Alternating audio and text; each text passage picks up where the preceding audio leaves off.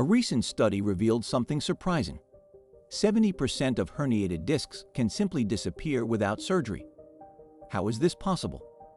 Exercise and physical therapy have shown results that defy traditional medicine by promoting natural resorption of the herniated disc. But what is happening in the body to allow this recovery without a scalpel? And why are so many people who were on the verge of surgery now pain-free, with just an exercise program? The science behind this transformation could change the way you look at healing a herniated disc. Are you enjoying this video? Be sure to watch it until the end to learn even more about the topic. And don't forget to check out the other videos on my channel. I'm sure something will catch your eye. If you haven't subscribed yet, hit that subscribe button and turn on notifications to stay updated with all the latest content. Your support is essential for the channel's growth, and I'm counting on you.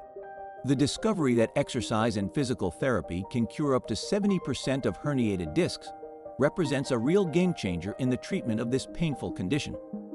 Many believe that the only solution to herniated discs is surgery, but this new approach offers hope for those who want to avoid the scalpel. Strength is in the details.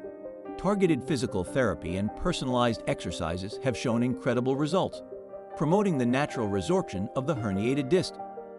What once seemed impossible, literally making the hernia go away, is now a reality for thousands of people.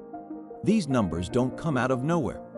Recent studies show that 70% of patients who follow a structured exercise and physical therapy plan experience significant improvement, with many reporting that the pain is gone entirely. It is amazing how the human body can regenerate when stimulated correctly. Techniques such as muscle strengthening and active mobilization relieve pressure on the spine, allowing the herniated disc to return to place or be reabsorbed. This healing process is gradual but incredibly effective, reducing the need for invasive procedures. But what is really behind these results? Physiotherapy acts directly on the mechanical causes of the hernia, attacking the problem in a personalized way. The exercises focus on stabilizing the spine and strengthening essential muscles that support the body, which decreases the impact on the discs. Treatment isn't just about relieving pain. It teaches the patient how to prevent the hernia from returning, correcting posture problems and improving flexibility.